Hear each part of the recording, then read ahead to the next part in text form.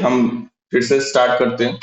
देखिए बच्चों, रिलेशन क्या होता है, कल हमने बताया था, it is simply a subset of R is a subset of A cross B.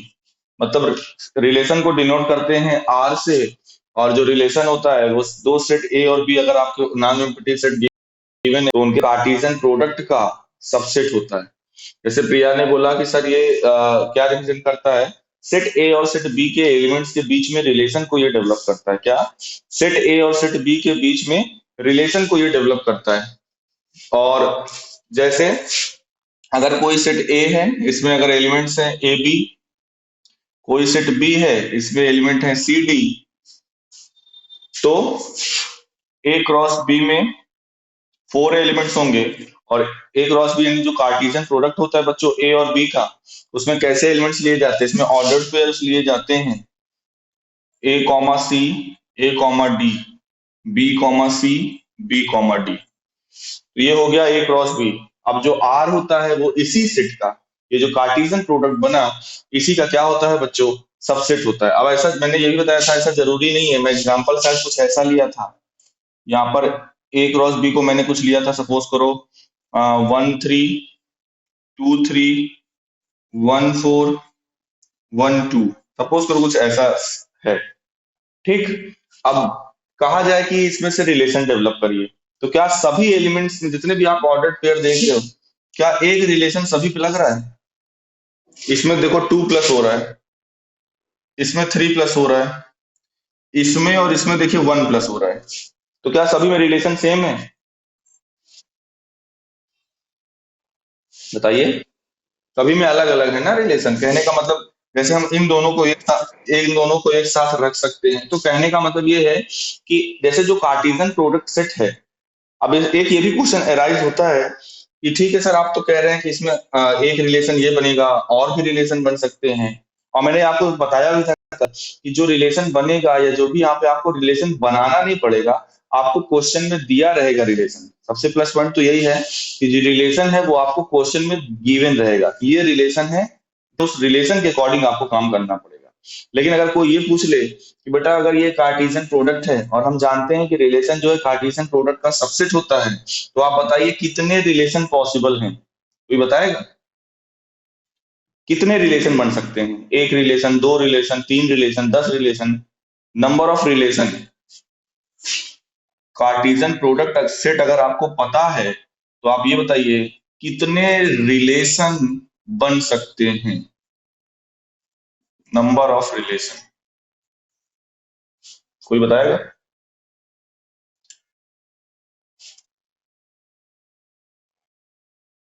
जैसे देखिए एक रिलेशन ये हो गया, कितना?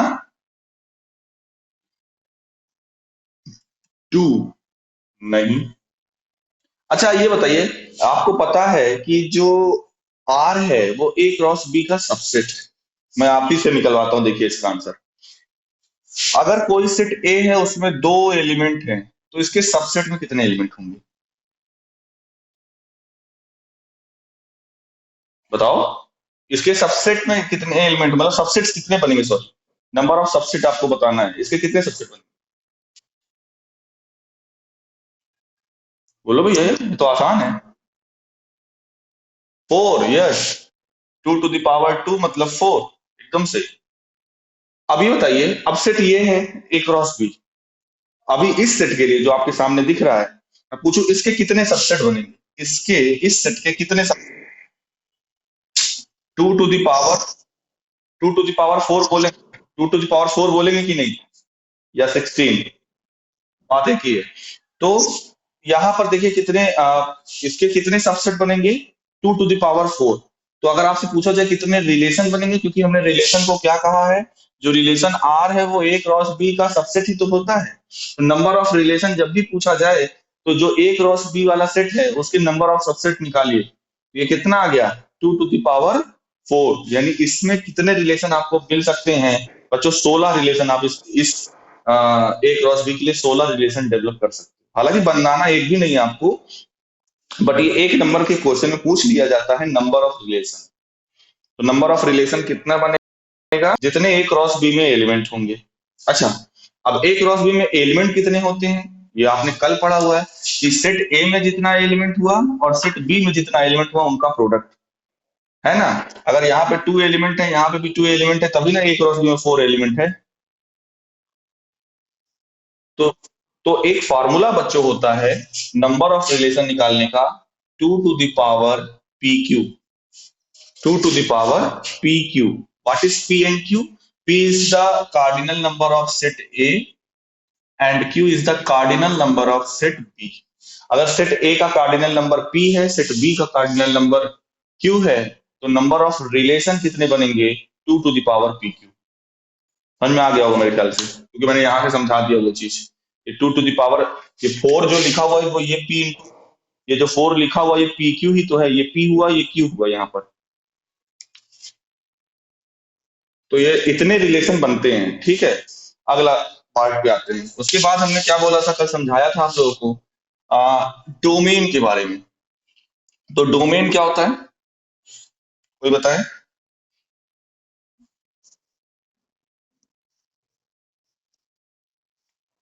यस, जो रिलेशन आपको बच्चों मिलता है, सपोज करो मैं कुछ रिलेशन लिख रहा हूँ 1 3 1 4 2 3 2 4 2 5 1 6, सपोज करो ऐसे मैंने लिखा कुछ रिलेशन। ठीक है, अभी मैं टेबुलर फॉर्म में लिख रहा हूँ, सेट बिल्डर अभी बाद में लिखा जाएगा। तो डोमेन और रेंज की बात अगर होती है किसी ए और बी सेट के लिए, मतलब आर जो है ए क्रॉस बी का सबसेट है, यहाँ पर ए और बी कोई सेट है और ये रिलेशन उससे बना, ए क्रॉस बी से ये रिलेशन हमने निकाला। अब पूछा जाता है डोमेन क्या है। डोमेन बच्चों क्या होता है, all the first element, set of all the first element, set of all the first element of relation R. ये जो रिलेशन आप आर देख रहे हो उसके फर्स्ट एलिमेंट का जो कलेक्शन है वो डोमेन होता है। और डोमेन भी एक प्रकार का क्या होता है, ये डोमेन भी एक सेट होता है बच्चों, इसको डोमेन सेट भी कहा जाता है। डोमेन इसीलिए हमेशा जो डोमेन आएगा उसको आप करली ब्रैकेट पे रखोगे। तो आपसे पूछा जाएगा डोमेन बताइए इस रिलेशन का, तो डोमेन आप लोग क्या लिखोगे, करली ब्रैकेट बनाओगे, लिखोगे 1 2। यही डोमेन हुआ कि नहीं। ओके, उसके बाद आते हैं रेंज पे। रेंज क्या होता है, हाँ सेम, रेंज की भी लगभग लगभग यही डेफिनेशन है बच्चों, बस सेट ऑफ ऑल फर्स्ट की जगह पे आप क्या कर दोगे, सेकेंड एलिमेंट ऑफ आर। जैसे यहां पर रेंज क्या हो जाएगा, 3 4 5 6। आया समझ में, कोई दिक्कत किसी को। ओके, ये डोमेन हो गया, ये रेंज हो गया। फिर हमने कल पूछा आपसे एक और चीज पूछा था, codomain, whole set B. Yes, क्योंकि ये तो आपको पता है, ये जो आर आप रिलेशन देख रहे हो ये तो ए क्रॉस बी का सबसेट है। ये जरूरी नहीं है कि बी के सारे एलिमेंट कवर हो गए। कहने का मतलब अगर आप इसको वेन डायग्राम के थ्रू ऐसे देखिए, ये सेट ए है, ये सेट बी है, और सेट ए में एलिमेंट मान लो है 1 2, सेट बी में एलिमेंट है मान लो 1 2 3 4 5 6। सपोज करो सेट बी में ये एलिमेंट है। अभी आपने क्या लिया है, 1 और 2 का जो भी रिलेशन है ये 3 4 5 6 के साथ है। 1 का रिलेशन जैसे 3 के साथ है, 1 का रिलेशन 4 के साथ, और 1 का रिलेशन 6 के साथ है। फिर 2 का रिलेशन 3 के साथ है, और 2 का रिलेशन किसके साथ है, 5 के साथ। देखिए, अब ऐसे देखिए, डोमेन क्या हो गया, ये वाला सेट, जनरली सेट ए के एलिमेंट्स डोमेन होते हैं। बस कंडीशन ये होनी चाहिए डोमेन के लिए कि यहाँ पे कोई एलिमेंट छूटा हुआ नहीं होना चाहिए, जो एलिमेंट रिलेट करे। ठीक है, तो ये होता है हमारा क्या, डोमेन सेट। यहाँ पर ये ध्यान रखिएगा, ये डोमेन तभी होगा। अब यहाँ पर अगर पता चला मैंने यहाँ पे 3 लिख दिया और 3 का रिलेशन मैं सेट बी के किसी एलिमेंट के साथ नहीं किया, तब आप इस पूरे सेट को आप बच्चों डोमेन नहीं कहो। जैसे यहाँ पर देखिए 1 और 2 का ही तो रिलेशन बन रहा है ना, अब 3 का रिलेशन तो है ही नहीं किसी के साथ। और यहाँ पर मान लो सेट ए में 3 एलिमेंट है, तब ये पूरा ए सेट डोमेन नहीं कहलाएगा। डोमेन का कौन सा सेट होता है, all the first element of set R. तो कहने का मतलब, अगर सेट ए के सारे एलिमेंट्स हैं तो वो डोमेन होगा, नहीं तो आप सीधा सीधा यहाँ से देख। डोमेन में दिक्कत नहीं है, first element of set R वही होता है डोमेन। रेंज क्या होता है? अब यहाँ पर देखिए इसी में दो चीजें होती हैं। रेंज क्या हो जाएगा यहाँ पे बच्चों? रेंज होगा, आपने बताया 3 4 5 6। और कोडोमेन क्या होगा? 1 2। यस, तो होल सेट बी को क्या बोलते हैं? कोडोमेन। बच्चों जब आप लोग 12th में आओगे तो 12th में इसी चीज पे एक रिजल्ट है, हालांकि अभी तो बताना उचित है नहीं, बट आप जानते रहो। एक ऐसी सिचुएशन होती है, हालांकि क्योंकि रिलेशन है बच्चों, फंक्शन है, और आगे चलकर वही जब फंक्शन को मैपिंग भी कहा जाता है, तो जब मैपिंग पढ़ते हैं हम लोग, मैपिंग 12th में, तो पूछा जाता है कि किस सिचुएशन में रेंज और कोडोमेन इक्वल होते हैं। अच्छा ये बताओ, अगर यहाँ से मैं 1 2 हटा दूं, यहाँ से मैं 1 2 हटा दूं, तो इस सिचुएशन में रेंज और कोडोमेन सेम होंगे कि नहीं? तो अगर मैप अगर मैपिंग ऑन टू हो, क्या हो? अगर मैपिंग क्या हो? ऑन टू हो। अब ऑन टू मैपिंग क्या होती है?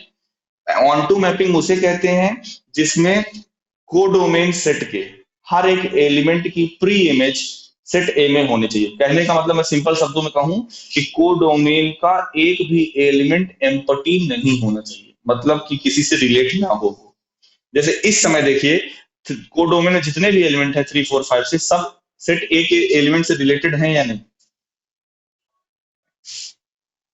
ठीक है, तो वो होता है ऑन टू, मतलब एक एलिमेंट ऐसा मिलना चाहिए, देयर इज यूनिक एलिमेंट। अच्छा यहाँ पर क्या है? यहाँ पर तो आपको बहुत सारे ऐसे मतलब जैसे 3 की इमेज प्री इमेज 1 से भी आ रही है, 3 को 2 से भी रिलेट किया जा रहा है, वहां पर यूनिक होता है। ऑन टू मैपिंग ये आपको 12th में है, लेकिन बस इतना जान लीजिए रेंज और कोड डोमेन कब इक्वल होते हैं? जब मैपिंग, यानी मैपिंग क्या होता है? या फंक्शन जिसको बोलते हैं ये ए से बी पर अगर आप रिलेट कराते हो, ये फंक्शन है फंक्शन या मैपिंग, ये भी एक रिलेशन होता है। फंक्शन के बारे में आगे हम लोग पढ़ेंगे। तो ए से बी के बीच में अगर रिलेशन है और अगर वो मैपिंग या फंक्शन ऑन टू है, तब हम कहेंगे उस सिचुएशन में रेंज और कोड डोमेन सेम होता है। ये 12th का क्वेश्चन है। रेंज और कोड डोमेन कब सेम होता है? जब मैपिंग ऑन टू हो। बस इतना आप अभी ध्यान रखिए बस। और यहाँ पर यूज नहीं है इसका, बस आप ये जान लीजिए यहाँ पे आपको निकालना है कि डोमेन कैसे निकालेंगे, रेंज कैसे निकालेंगे और कोड डोमेन कैसे निकालेंगे। तो मेरे ख्याल से domain, code domain, range clear है, किसी को कोई दिक्कत? ओके, ये ध्यान रखिएगा, ये जितने भी एलिमेंट्स होते हैं रेंज के, यहाँ पर ये रेंज के जितने भी एलिमेंट्स हैं 3 4 5 6, ये क्या कहलाते हैं? Image of the first element. ये क्या कहलाती हैं? ये सब इमेजेस हैं, इनको क्या कहा जाता है? इमेज। ये सब क्या है? First element. जैसे ये किसकी इमेज है? 3 1 की इमेज है। यहाँ पे ये 4 किसकी इमेज है? 1 की इमेज है। इनको हम इमेज भी कहते हैं।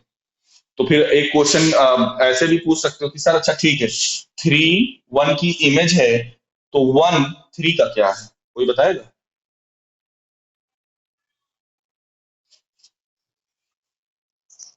Yes yes yes, very good. 1 जो है वो 3 का क्या कहलाता है? प्री इमेज कहलाता है। क्या कहलाता है? Pre image. यानी ये जो है 3 का प्री इमेज है और 3 1 का इमेज है। ठीक है, कोई दिक्कत यहां तक?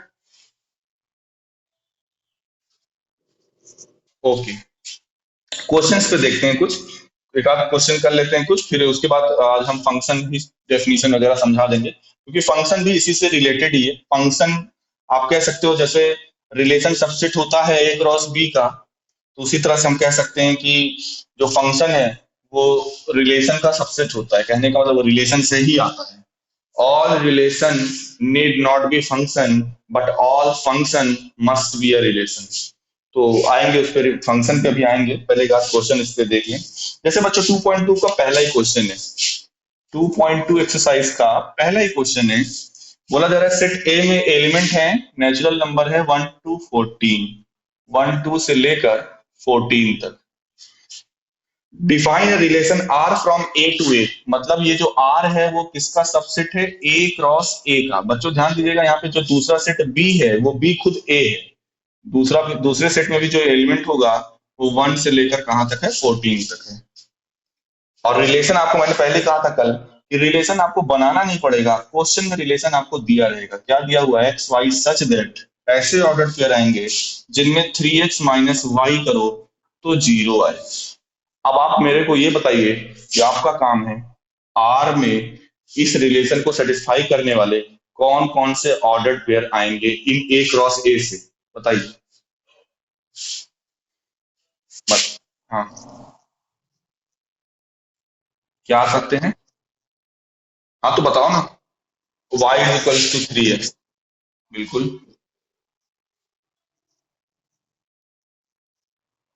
हम्म, बिल्कुल। तो कहने का मतलब अगर हम x को 1 लेते हैं तो y की वैल्यू 3 आएगी, राइट। x को अगर हम 2 लेते हैं तो y की वैल्यू 6 आएगी, 3 लोगे तो 9 आएगी, 4 लोगे तो 12 आएगा। क्या? और 5 तो ले सकते हैं, 5 तो ले सकते हैं, लेकिन y की वैल्यू 15 आ जाएगी, और 15 है नहीं इसमें, इसलिए 5 हम नहीं लेंगे। ये बन गया आपका रिलेशन टेबुलर फॉर्म में। कोई दिक्कत किसी को यहाँ तक? हाँ बोलो।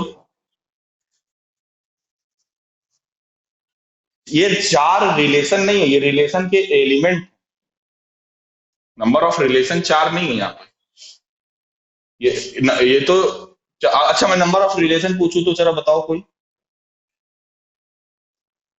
नहीं भाई, ये 4 क्या है? ये तो कार्डिनल नंबर है आर का ना। आप ये 4 रिलेशन का है? ये तो ये रिलेशन है ना, सेट आर एक रिलेशन हुआ ये। बताओ, कोई बताओ नंबर ऑफ रिलेशन, अभी थोड़ी देर पहले फॉर्मूला भी बताए हुए हैं।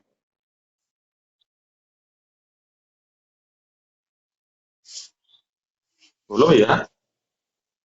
हाँ तो 2 की पावर, अब यहाँ पर p की वैल्यू भी 14 है और q की वैल्यू भी 14, यानी 14 का स्क्वायर इन 196, तो 2 टू द पावर 196 इतने रिलेशन यहाँ पर बनेंगे, जिसमें से वो एक रिलेशन ये दिया हुआ है यहाँ पे। बाकी 155, 2 टू द पावर 196 में ये एक माइनस कर दो, अब उतने रिलेशन और बन सकते हैं, उससे हमसे मतलब नहीं है, फिलहाल हमें इसी से मतलब। यहाँ तक समझ में आया? कोई दिक्कत? ओके, क्वेश्चन क्या पूछ रहा है? ये तुमने आर बना लिया। राइट डाउन डोमेन, को डोमेन एंड रेंज। चलिए आप ही लोग बताइए, क्योंकि आप सब बता चुके हैं, डोमेन क्या होगा? Yes, 1 2 3 4, good. और रेंज? 3 6 9 12, very good. और कोडोमेन?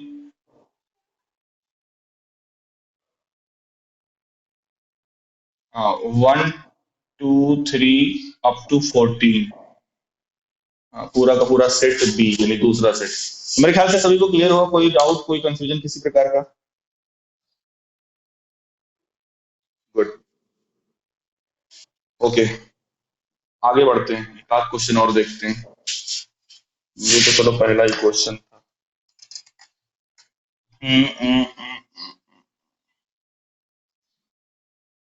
क्वेश्चन नंबर 3 देखिए। क्वेश्चन नंबर 3 आसान है, बट तो देखो देखो है क्या ना, अब देखो आप बेसिक कहीं ना कहीं समझ चुके हो। मुझे ऐसा, जैसे मैंने देखा ईशान से, या मोहम्मद इफ्तिसाम को मैंने देखा, या वरुणिका को मैंने देखा, अगर आपके माइंड में देखो थोड़ा सा कॉन्सेप्ट घुस गया ना, तब क्वेश्चन समझने में दिक्कत नहीं। मतलब क्वेश्चन को सॉल्व करना यहाँ बड़ी बात नहीं, आप क्वेश्चन को सॉल्व बहुत आसानी से कर सकते हो। बस मेनली यहाँ पर सिर्फ और सिर्फ कॉन्सेप्ट समझना है। उसके लिए चाहे आपको 2 बार वीडियो देखना पड़े, किसी और का वीडियो देखना पड़े, समझना पड़े, थ्योरी भी ना पड़े, कभी भी एक्सरसाइज पे मत जाना जब तक थ्योरी की कंफर्मेशन ना हो जाए। क्वेश्चन नंबर 3 देखिए। सेट ए में है 1 2 3 5, एक सेट ए है 1 2 3 5, ये इसके एलिमेंट। और सेट बी में है 4 6 9, सेट बी में क्या है? 4 6 9। Okay, define a relation R from A to B such that R is equals to x comma y such that the difference between x and y. Difference को हमेशा ऐसे, जैसे आप सिमिलर का साइन बनाते हो तो डिफरेंस का ये सिंबल होता है। The difference between x and y is odd, is odd. और एक्स कहाँ का मेंबर है? ए का। वाई कहाँ का होना चाहिए? बी का। Write R in roster form. बस लिनियर को रोस्टर मतलब टेबुलर फॉर्म में लिखना है, ना डोमेन बताना है, ना कोड डोमेन, ना रेंज, बस इसी चीज को यहाँ से। हाँ जी। हाँ तो हाँ तो आप ऑर्डर्ड पेयर बताओ ना मेरे को, मतलब ऑर्डर्ड पेयर बताओ। मैं 1416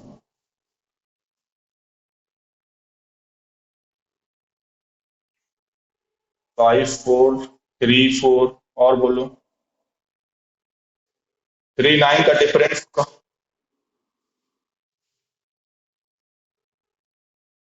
362956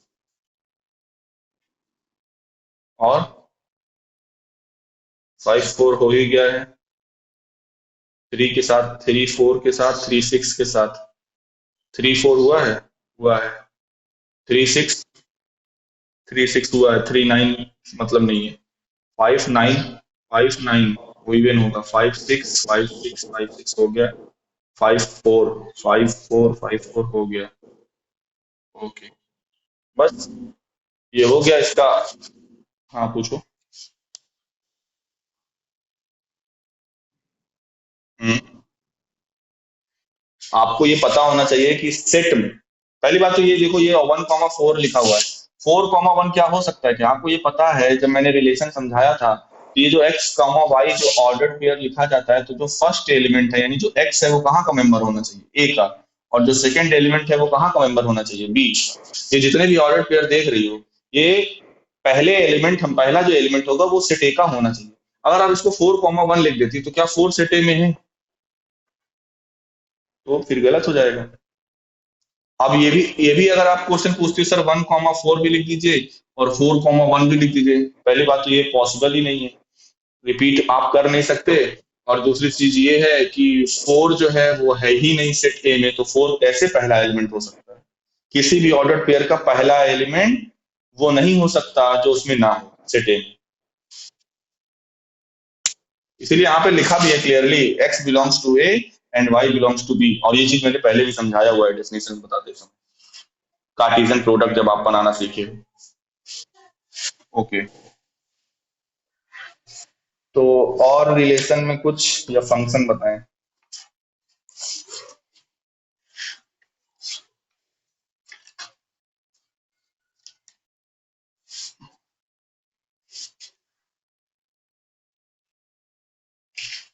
चलो last question 9 number, question number 9 एक बार देख लो, फिर फंक्शन की डेफिनेशन वगैरह समझाते हैं फंक्शन के बारे में।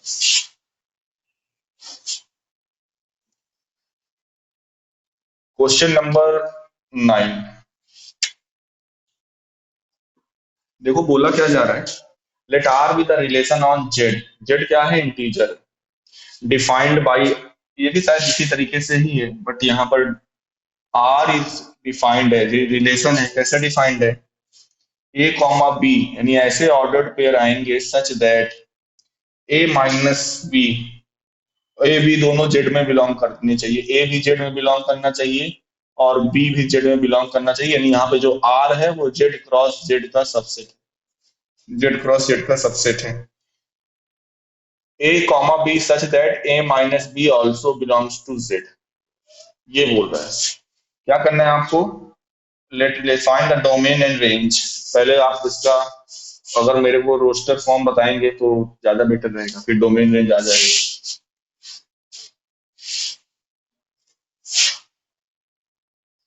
इसका टेबुलर फॉर्म बताइए।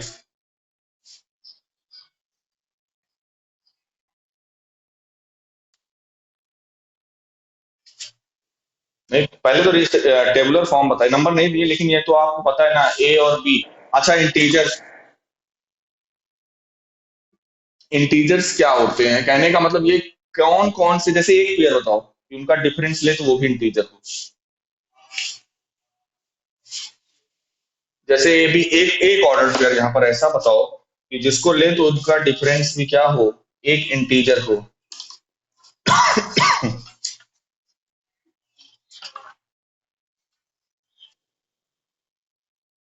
बिल्कुल, कहने का मतलब आप कोई भी ऑर्डर पेयर ले सकते हो कि कोई भी ऑर्डर पेयर लो, कुछ भी ले लो, बस वो डेसिमल में ना रहे, बस इतना ध्यान रखो।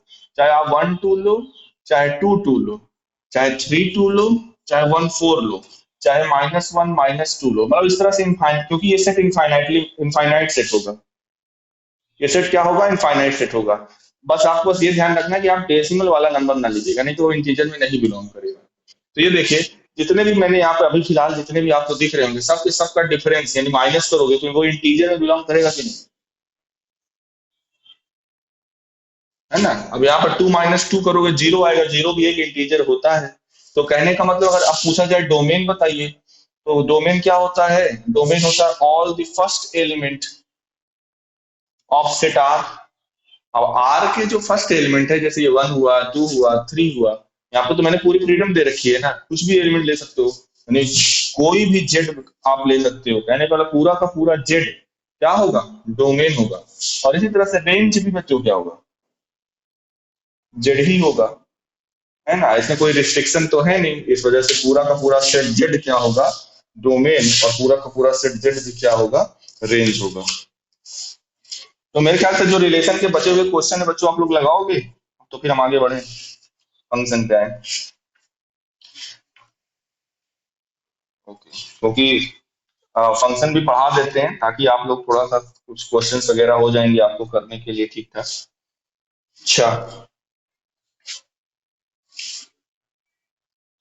अब बताइए, कोई बताए कि फंक्शन क्या होता है?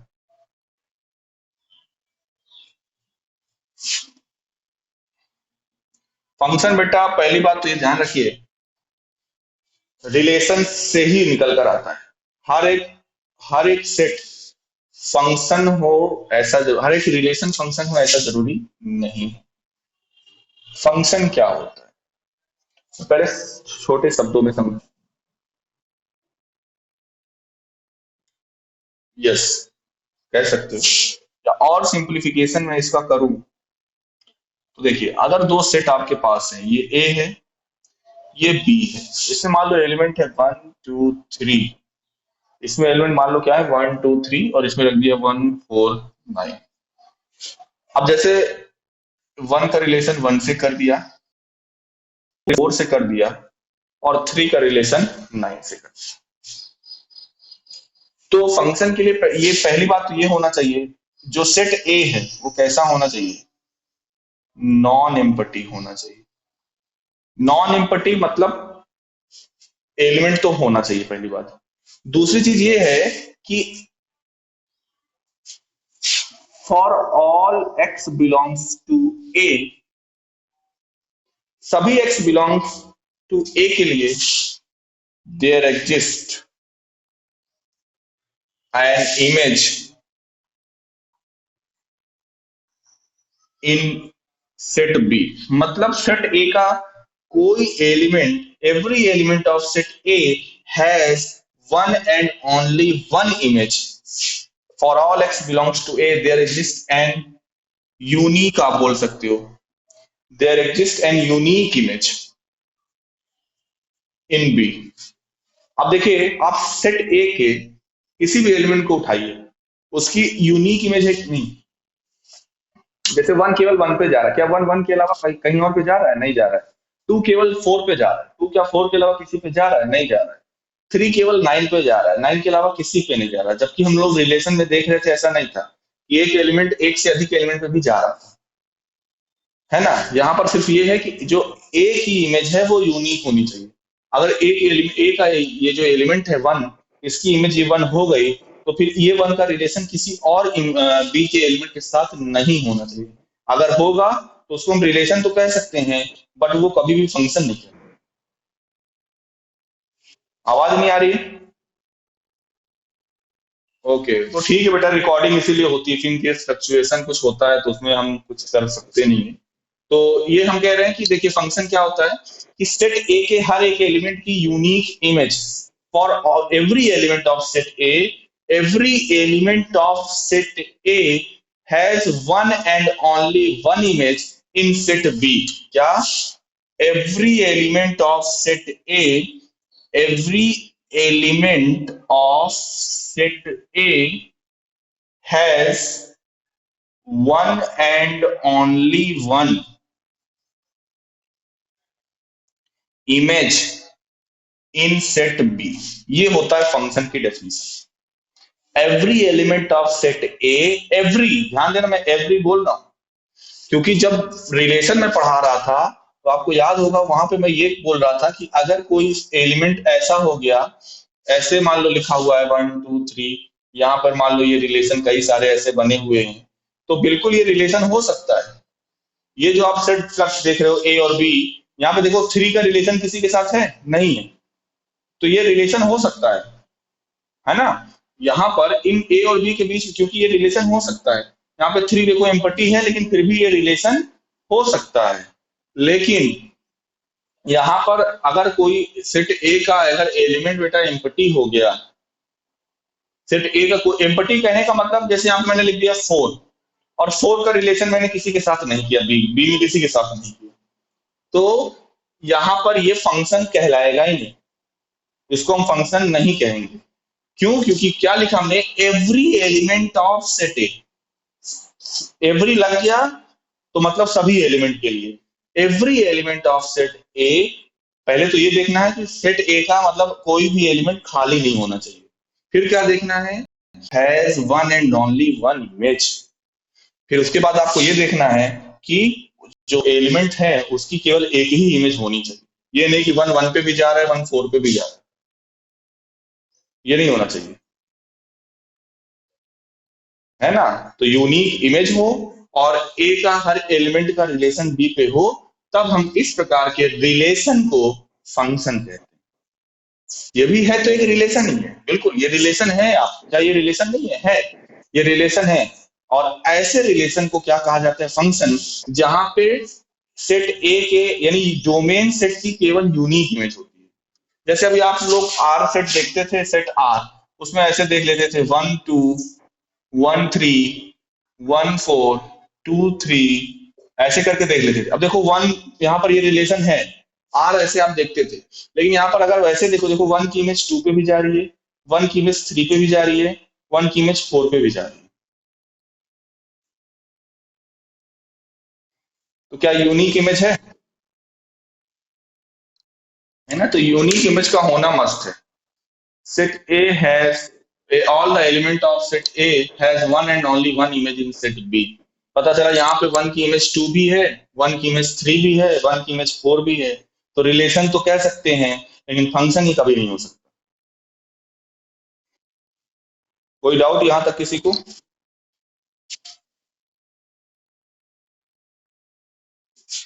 Yes, unique. ठीक है, आगे बढ़ते हैं। Okay, if f is a function from a to b, f अगर a से b पर फंक्शन है तो इसको ऐसे डिनोट, पहली बात तो फंक्शन को f से डिनोट करते हैं और ऐसे बोला जाता है f इज अ मैपिंग और फंक्शन, ऐसे बोला, ऐसे ये सिंबल होता है हाँ फंक्शन का, स्मॉल f से डिनोट करते हैं। और इसको पढ़ा कैसे जाता है, f be a function from set a to set b, या शॉर्ट में f is a map from a to b, f is a function from a to b। अब इसको कुछ भी a टू b मतलब सेट a से set b में f क्या है, फंक्शन है। f is a function from a to b, इस तरह से रिलेट किया जाता है। और लिखने का पैटर्न क्या, अगर इसके लिए देखिए, जैसे ये बोलेंगे f ऑफ 1, यानी f ऑफ 1 का मतलब ये जो मैपिंग है f जो है वो डोमेन सेट के 1 को कहां पे ले जा रहा है, 1 पे। f ऑफ 2 की वैल्यू क्या है, 4, f ऑफ 3 की वैल्यू क्या है, 9, ऐसे इसको लिखा जाता है। यहाँ पर जो f के 7 नंबर लिखे होते हैं ये डोमेन सेट का होता है।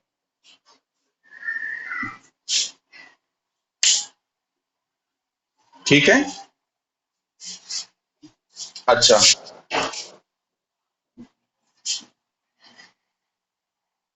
इसके बाद बच्चों यहाँ पर क्या है, आपको कुछ ग्राफ वगैरह दिए हुए हैं, तो आपको ग्राफ की स्टडी 6 7 फंक्शन के ग्राफ, जो ग्राफ आपको सब बनाना है फेयर कॉपी में और उसकी स्टडी करनी है। और जितने भी फंक्शन का ग्राफ है, सभी फंक्शन के ग्राफ का डोमेन और रेंज भी आपको साथ ही साथ लिखते जाना है, डोमेन, रेंज और फंक्शन का ग्राफ भी आपको लिखते जाना है। ध्यान रखिएगा फंक्शन क्या होता है, जितने भी रिलेशन के ऑर्डर्ड पेयर हैं, तो 1 2 3 4 5 6, तो जितने डिस्टिंक्ट ऑर्डर पेयर है वही रिलेशन में आएंगे, फंक्शन में आएंगे। अब पता चला 1 2 के साथ 1 4 भी लिख दिया तो फिर ये रिलेशन फंक्शन नहीं कहलाएगा, क्योंकि 1 की इमेज 2 भी है, 1 की इमेज 4 भी है। तो डिस्टिंक्ट ऑर्डर पेयर वाले कलेक्शन लिए जाएंगे। अच्छा, अब जैसे मान लो ग्राफ के लिए पूछा जाता है, ग्राफ बनाना है, जैसे बोल बोल दिया जाए मान लो मॉड एक्स का ग्राफ बताइए। तो देखिए इसका होता क्या है, देखिए अब इसका डोमेन और रेंज भी पता चल जाएगा। मॉड एक्स का ग्राफ कुछ ऐसे बनता है बच्चों, जैसे विक्ट्री का सिंबल होता है ना, वी, ऐसे ये होता है मॉड एक्स। विक्ट्री का सिंबल ये होता है मॉड एक्स। ये वाई एक्सिस है, ये एक्स एक्सिस है। कि एक्स की आप चाहे पॉजिटिव वैल्यू लो चाहे नेगेटिव वैल्यू लो, वाई हमेशा ये ऐसे होता है ना, y equals to mod x.